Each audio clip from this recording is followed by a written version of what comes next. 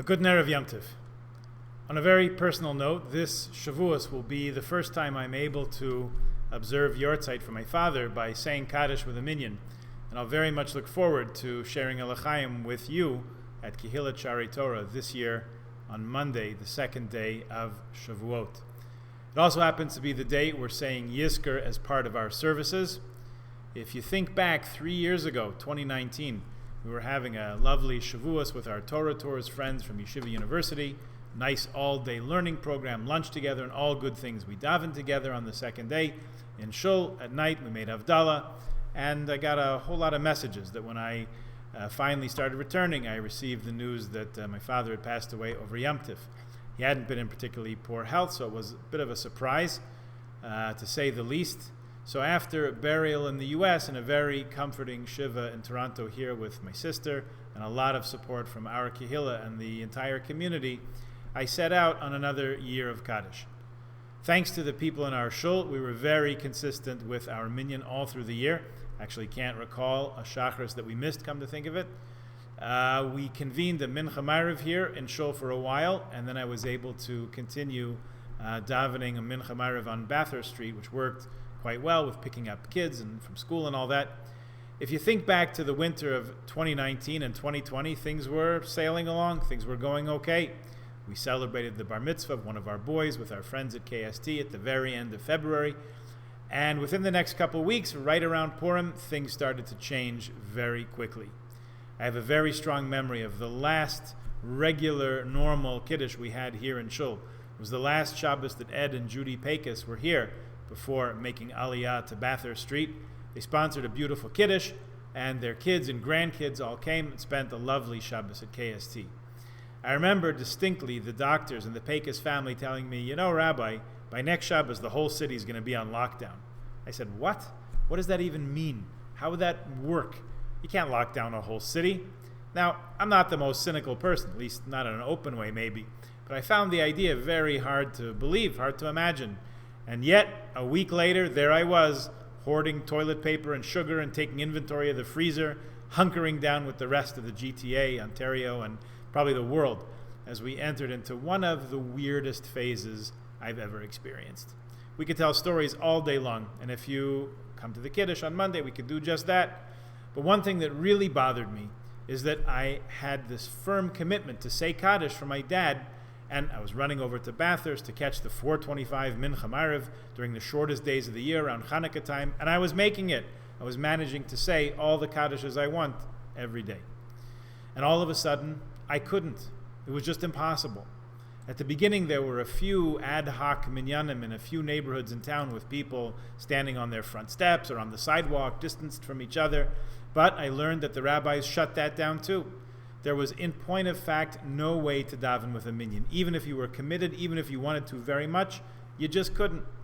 It was hard to accept because I usually feel like, my kids know this story very well, kennen kennst du, aber willen willst du nicht. It's a story about the Baal Shem Tov. He was sitting once in shul, learning very intently with his students, and there was a knock on the door. A peasant stuck his head in the shul and explained that his cart had got stuck in the mud in the path out front of the shul. Could they please come and help him pull it out? One of the students said that they couldn't because they were studying. So the peasant looked at him and said, "Mojish no nie chojish," which is Russian for "you can, but you don't want to." Kennen kennst du, aber willen willst du nicht. Baal Shem Tov explained to them afterwards that they had just received a great and important teaching in life from this peasant. A lot of times, summoning up the want is harder than the actual doing. Anyway, I felt like here in March of 2020, just 6 weeks away from finishing 11 months straight of Kaddish, I was stuck. As much as I would want, there was no ken, no minyan, and it stung not to be able to follow through on a commitment that I'd made.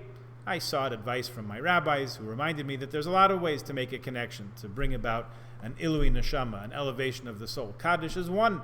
There's tzedakah, there's learning, there's a lot of things.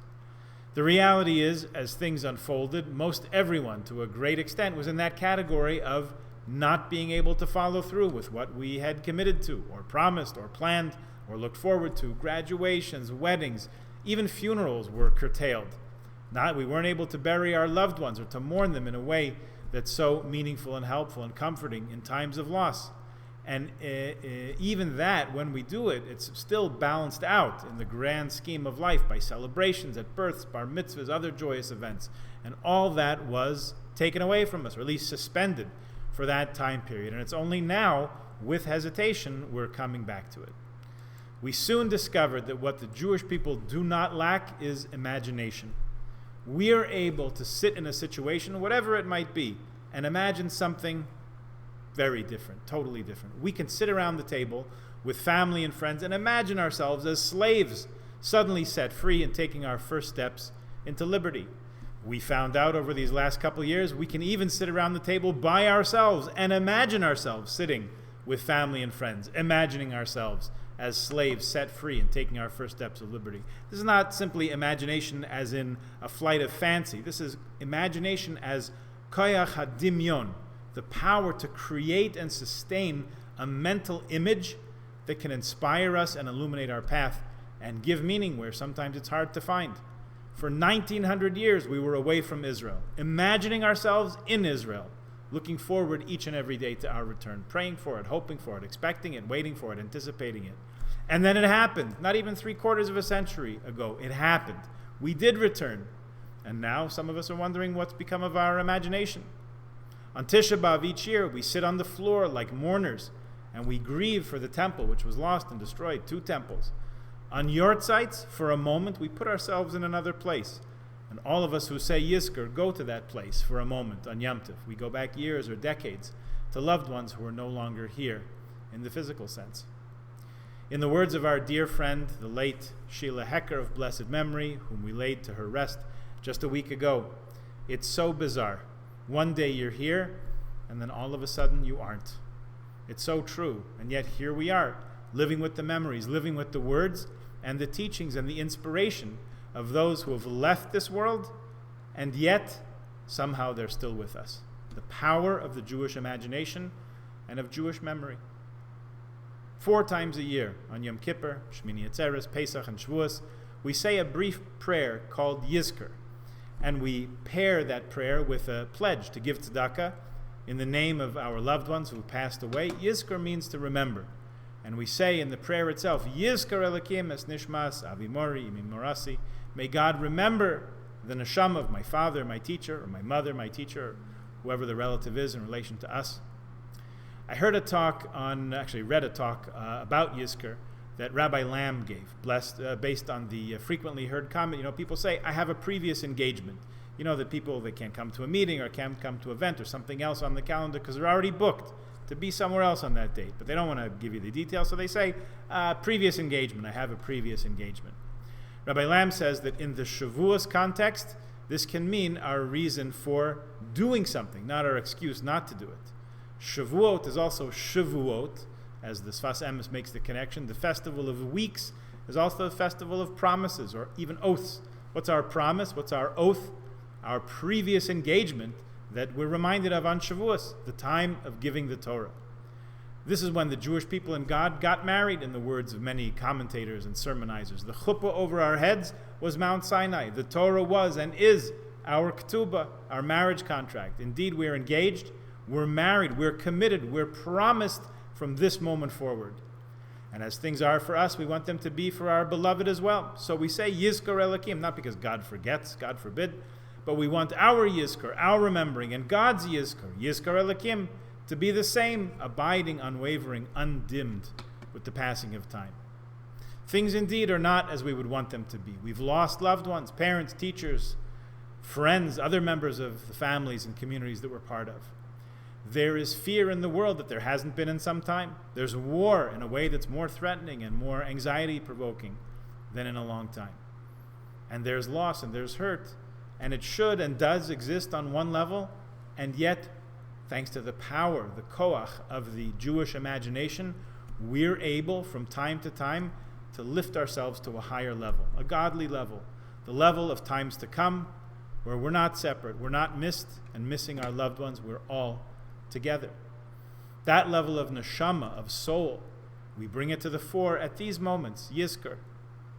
And as spiritual as it is, we do the greatest action we can do in this world, connect the physical world to the transcendent world of souls through the act of tzedakah, the mitzvah of tzedakah, pledging tzedakah and mentioning the names of, implicating in our good deeds the neshama and the inspiration and memory of our loved ones, and even for a moment, bringing that all together. Hopefully, along with a lot of losses, these past few years have revealed to us something about our own resilience. Hopefully, we stretched our imaginations a little bit to learn new abilities and capacities we didn't even know we had. Hopefully, we connected with our own souls and with God in a little different way than we may have in the past. Those who stayed home and davened on Rosh Hashanah and Yom Kippur and told me that they had never in their lives said each and every word in the Machzor, they were very moved by that experience. They found something new and precious this year. Pandemic or no, that's what being alive is. We find new things. We discover new talents and potential. Sometimes where we were looking for it, other times where we least expected to find it, in the most surprising places. Someone once explained to me, the reason you always find a lost object in the last place you look is because once you find it, you stop looking. So of course, the place you find it is the last place you look. Who would keep on looking once you find it? On the other hand, we all know the precious value of things we have found even when we didn't even know we were looking.